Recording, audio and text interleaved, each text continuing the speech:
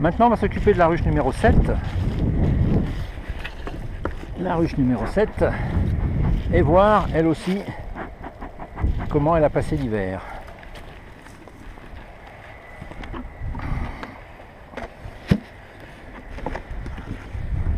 Voilà, donc là, pareil, il y a eu du nourrissement. 2,5 kg de sucre qui a été entièrement mangé. Bon, donc si le sucre a été mangé, ça veut dire qu'on a une colonie quand même dynamique et qui avait besoin de se nourrir.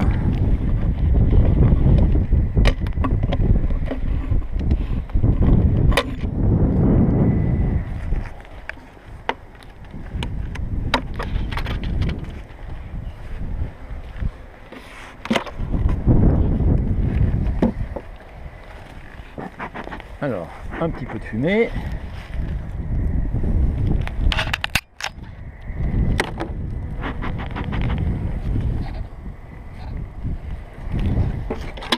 Voilà, donc là on a une belle population. Là on n'est pas du tout dans le cas de figure de la ruche numéro 2, pardon. Donc la 7 elle va bien. Elle était hivernée sur 9 cadres. Donc j'avais mis une division là pour réduire un peu le volume disponible pour les abeilles, de façon à ce qu'elles n'aient pas de difficulté, moins de difficulté à chauffer la ruche. Et donc on va enlever la division et on remettra un cadre 9 à la place. Voilà, donc là on a de belles provisions. Alors on a déjà de la ponte fraîche ici. Voilà, donc là ça veut dire que la reine, elle a déjà commencé, elle est allée pratiquement jusqu'au bord pour pondre. Donc elle doit commencer à manquer un peu de place. Voilà, voilà, magnifique. Là on a un cadre de couvain complet. Voilà, donc là on a une belle ponte. On a une superbe ruche là. Voilà.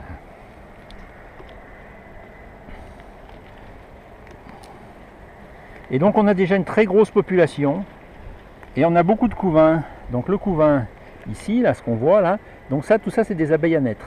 Et puis en bas du couvain de mâles, bombés, parce que les mâles sont un petit peu plus gros que les abeilles, donc ils prennent un peu plus de place dans leurs cellules. Bon, donc là, pas de problème particulier, que du beau. Yes, parfait. Un cadre de 100% de couvain ici. Voilà, pareil, là, beaucoup de couvain. On voit un peu de pollen, on voit de la ponte, enfin des larves dans les cellules. Donc là, on a une reine très dynamique, très prolifique. Donc on va pouvoir faire deux choses là. On va pouvoir rajouter le dernier cadre qui manque pour leur faire un peu de place. Regardez ces paquets d'abeilles là. C'est magnifique, voilà. Donc là il y a un petit peu de vent, donc je ne vais pas trop insister pour pas trop les refroidir. Elles doivent garder leur couvain à 35 degrés. Donc je regarde encore ici, on est sur le cadre 8, il y a encore du couvain. Donc là on est sur déjà 7 cadres de couvain, le 9, encore du couvain, et le 10, et le 10, c'est des provisions de miel. Voilà, regardez si c'est beau. Donc là, énormément d'abeilles, des provisions. Là, on a le cadre que je viens de sortir, c'est que du miel. Il y a au moins 4 kg de miel là-dedans. Et non seulement la population est grande, mais elle va encore augmenter avec la naissance de toutes les abeilles, qui sont dans le couvain.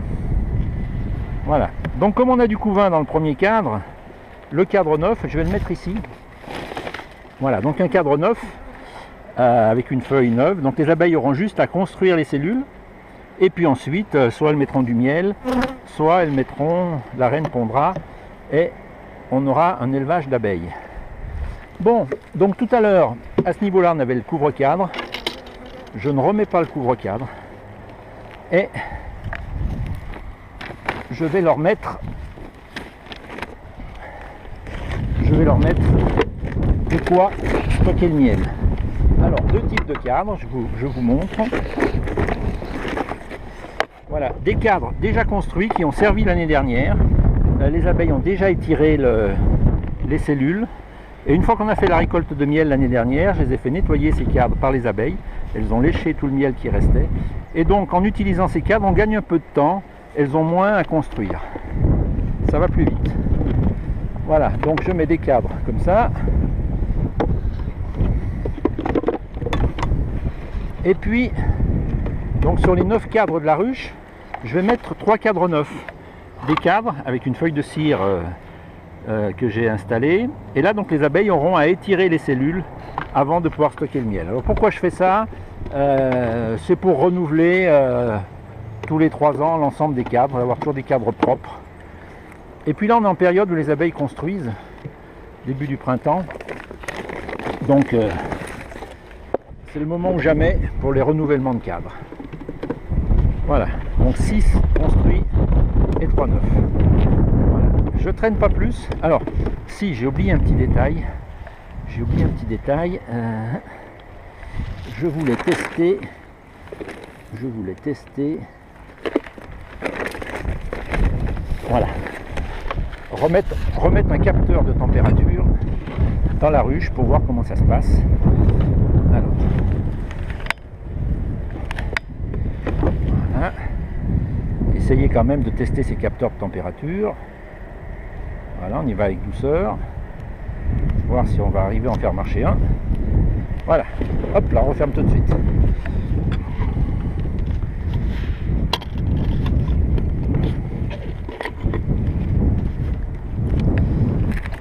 Donc sur ce couvre-cadre, on enlève le sachet qui ne sert plus à rien. Et puis, je vais le nettoyer un peu, il est propre. Hein. Voilà.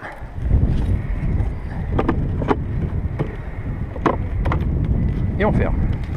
Voilà, une intervention assez courte pour pas trop refroidir les abeilles. Parce qu'aujourd'hui, il y a un petit peu de vent, il ne faut pas trop traîner. Elles gardent leur couvain à 35 degrés, ça serait dommage de les refroidir pour rien.